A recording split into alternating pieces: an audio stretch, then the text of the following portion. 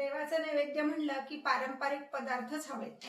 असाच एक पदार्थ तो म्हणजे तोंडली भात. देवाच्या नैवेद्याला तर लागतोच, पण लग्नाच्या पंक्तीत पण दिमाखात मिरवतो. अशा तोंडली भाताची खास आऊची रेसिपी मी आज तुम्हाला सांगणार आहे. नमस्कार, आऊचा खाऊ या युट्यूब चॅनलवर मी मेधा तुमच्या सगळ्यांचं मनापासून स्वागत करते. चला तर रेसिपी बघूया.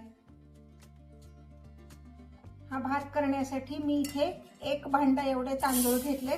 वजनी प्रमाण म्हणाल तर हे 200 ग्रॅम तांदूळ आहेत. हे मी कोलम तांदूळ घेतलेला आहे. तुमच्याकडे कुठला असेल तो तुम्ही वापरलात तरी चालेल, पण शक्यतो कोलम वापरायचा म्हणजे भात छान मऊ आणि मोकळा होतो.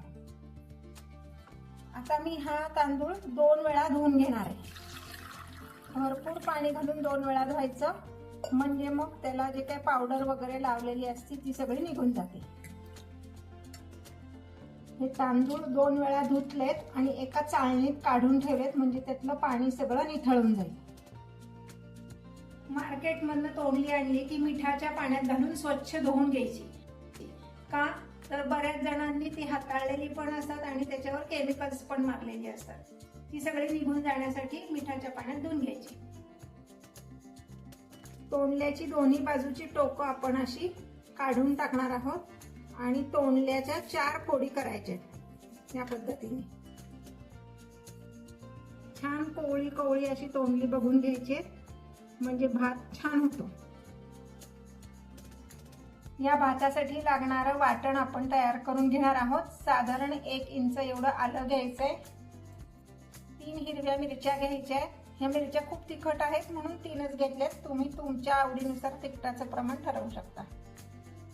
कोथिंबीर घ्यायची आणि 4 ते 5 कडीलिंबाची पानं घ्यायची. यामध्ये घालणार आहे साधारण एक नैवेद्याची वाटीभर एवढं सुक्क खोबरं. आता हे भरड वाटून घेते. इथे गॅसवर मी एक कुकर तापत ठेवलाय. त्यामध्ये 2 टेबलस्पून एवढं तेल घालणार आहे.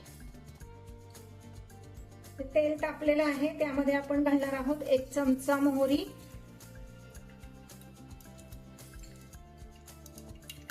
मोहरी छान तडतडली की त्यामध्ये 1 चमचा जिरे, 6 ते 7 कढीपत्त्याची पानं घालणार आहे.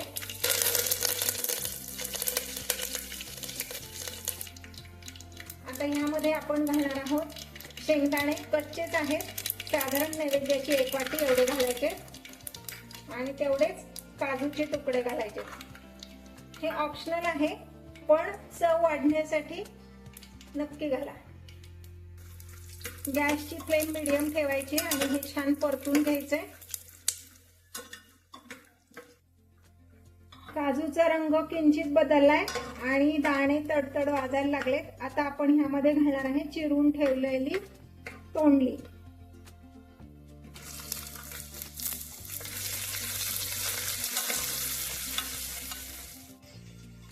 अजून मी यामध्ये हळद आणि हिंग घातलेला नाहीये, कारण आधी जर आपण हळद आणि हिंग घातलं तर फोडणी करपते आणि मसाले भाताचा रंग चांगला येत नाही. म्हणून आधी तोंडली परतून घ्यायची आणि मग हळद हिंग घालायचं. बरोबर 1 मिनिट एवढं आपण ही तोंडली परतून घेतलेली आहे. आता यामध्ये मी घालणार आहे हिंग आणि हळद. 1 चमचा हिंग, अर्धा चमचा एवढी हळद. हे एकदा छान परतायचंय.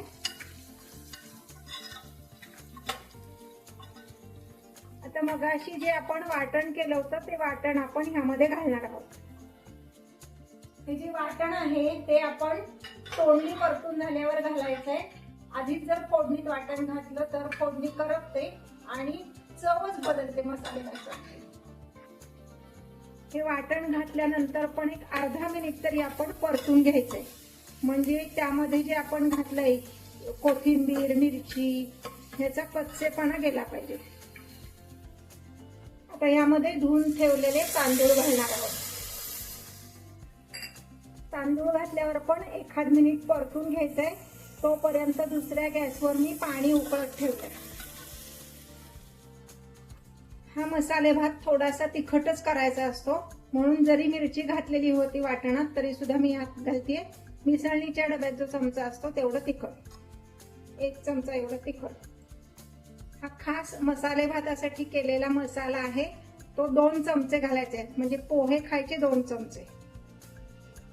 1.5 टीस्पून एवढं मीठ घालायचे.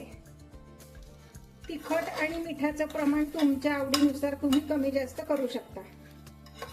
तिखट, मीठ, मसाला सगळं घातल्यानंतर एकदा छान परतून घ्यायचंय. इंट्रोडक्शन मध्ये मी तुम्हाला सांगितलं होतं की नाही की खास आऊची रेसिपी मी तुम्हाला सांगणार आहे. तर ह्या मसाले भाताची चव छान येण्यासाठी, म्हणजे अजून चव वाढण्यासाठी यामध्ये मी घालणार आहे अर्धी वाटी एवढं दही.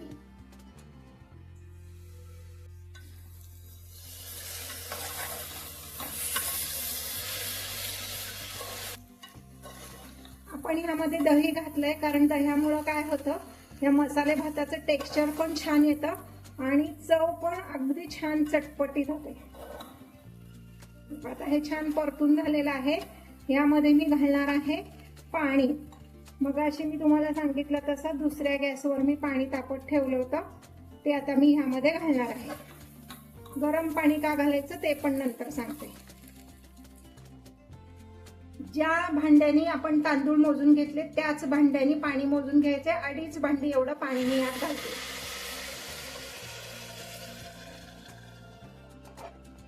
प्रत्येक तांदूळानुसार पाण्याचं प्रमाण बदलतं आणि मी इथे कुकर मध्ये करते म्हणून 2.5 भांडी घातलंय. तुम्ही नुसतं पातेल्यात जर मसाले भात करणार असाल तर 4 भांडी एवढं पाणी तुम्हाला घालावं लागेल. आता एक छोटीशी टिप सांगते, ती लक्षात घ्या. आता इथे मी 1 चमचा एवढं तूप घालणार आहे यामध्ये. तुपामुळं काय होतं, मसाले भात मऊ आणि मोकळा होतो आणि खाली लागत नाही. कुकरला झाकण लावण्यापूर्वी कुकरच्या झाकणाला हे जे रबर गॅस्केट असतं याला थोडासा तेलाचा हात लावून घ्यायचा. जिथे शिट्टी आपण लावणार आहे तिथे पण तेलाचा हात लावायचा. त्याच्यामुळं काय होतं, आपण जे मसाले घातलेत पदार्थामध्ये ते बाहेर येऊन वाया जात नाही. आता कुकरचं झाकण लावते आणि आपण 3 शिट्ट्या करणार आहोत.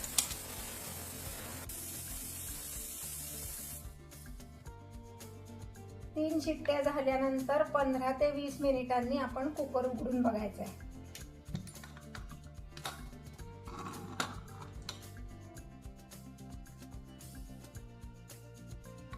हे पासा मस्त छान मऊ तरी पण मोकळा असा आपला मसाले भात सर्विंग साठी तयार आहे.